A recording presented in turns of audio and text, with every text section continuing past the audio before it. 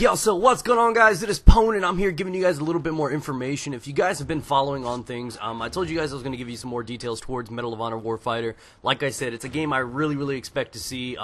It's going to be about another month until we find out a few more details about the game. But there are a few things that have been released. They have got the confirmed date of release. They have their trailer out, which I will link in the description below. Oh my god, that trailer. Oh, you better have a couple pairs of pants ready. I mean, on the ready. Like seriously? Oh boy. Yeah, I'm telling you. So, you know, what I was really excited about with this is the fact that they were coming in. One thing that I forgot to mention in the last video was the multiplayer is what I enjoyed. I didn't enjoy the single player too much. Now, don't be wrong, or don't get me wrong. The single player wasn't bad. I just didn't enjoy it. I'm not a big single player guy. I haven't enjoyed single player campaigns or anything like that since Halo. Like, it's been a long time since I've actually thoroughly enjoyed one. I'd rather play some sort of, role-playing game or something like that if I wanted to get my single-player fix. So, you know, they're coming back. Danger Close is running this right now. In the last game, what was going on is Danger Close created, which is the developers that did this game, they developed the very first one. So they came in there, they did single-player, whereas DICE did the multiplayer. And I believe they were even done on completely different engines. If I recall correctly, single player was made with the Unreal Engine, which I used to dabble with making maps back in Unreal Tournament. So I believe that they created the game. Danger Close had the experience on the Unreal Engine creating the single player, where DICE took, it was a short period of time, it was under a year if I recall correctly. It's like 7 months, 8 months, where they came in, they developed the multiplayer for the game, and it actually turned out pretty solid. For having such limited time, they created one hell of a multiplayer for the game, and that was held on the Frostbite engine. So it was kind of a mixed crowd. I mean, things were held differently, things were ran differently, and whereas now Danger Close has decided to step up, and they're going to be maintaining both the single player and the multiplayer, which is something they didn't do in the last one. Now, this is really cool to me. I think it's really incredible, and I think that's due to the fact that they're going to need DICE to work on, you know, the next Bad Company 3 thing, Suicide for the Win, bro.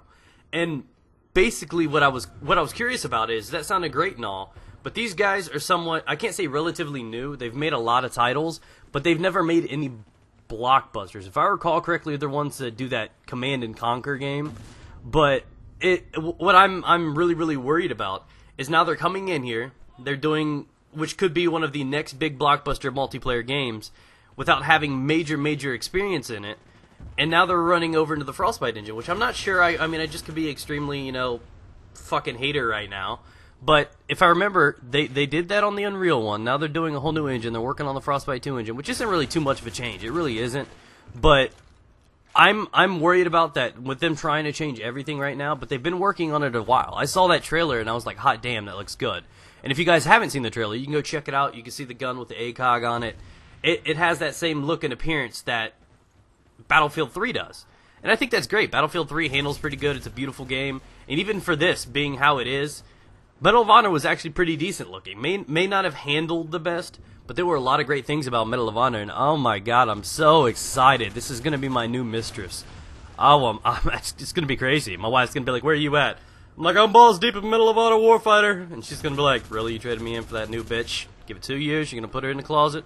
Never remember, and that's fine. But Warfighter 2 will be out then, and I'll be balls deep in that one. So, like, I'm really expecting this game to be like, a lot of people throw around the term COD killer or Battlefield killer.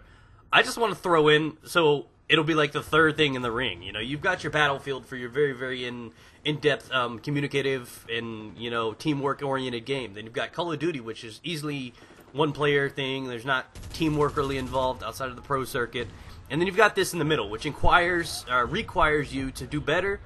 And in turn, even though you may be selfish, even though you do capture points and do stuff like that, it still helps you out, but it helps the team. So I think that was great. And as long as they don't lose the aspect of, you know, giving points, you know, 30 points for capturing a flag, impressive.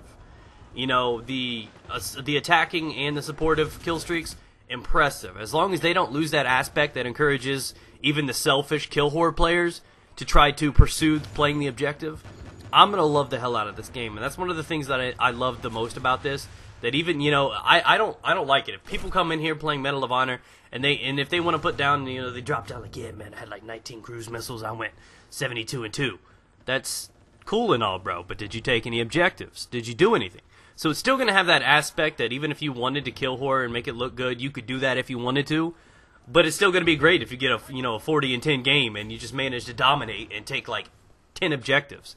And that's incredible to me. The fact that it encourages even the most selfish and stupid of players to go ahead and actually play the objective, whether or not they want to or not. There's like that little candy bar at the end of the tunnel. You know what I'm talking about? Like, I don't want to risk dying, but and I like the idea that the flag captures are actually relatively quick. They capture in about half, if not maybe even a little bit faster at the time than Battlefield does. I mean, it's obviously noticeable, but I don't know if half's about right.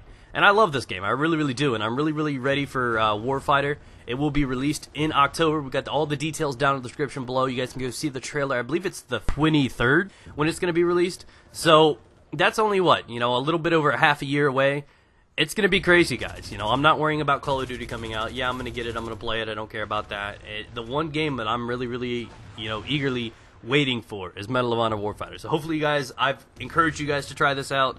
I'm going out on a limb myself because of the fact that, they're coming in here, they're doing their multiplayer, they're stabbing at it. But if they took anything away from the guys that created the last multiplayer, this game should be, like, the game of the year to me. First-person shooter, like last year, I think Battlefield took out Modern Warfare 3.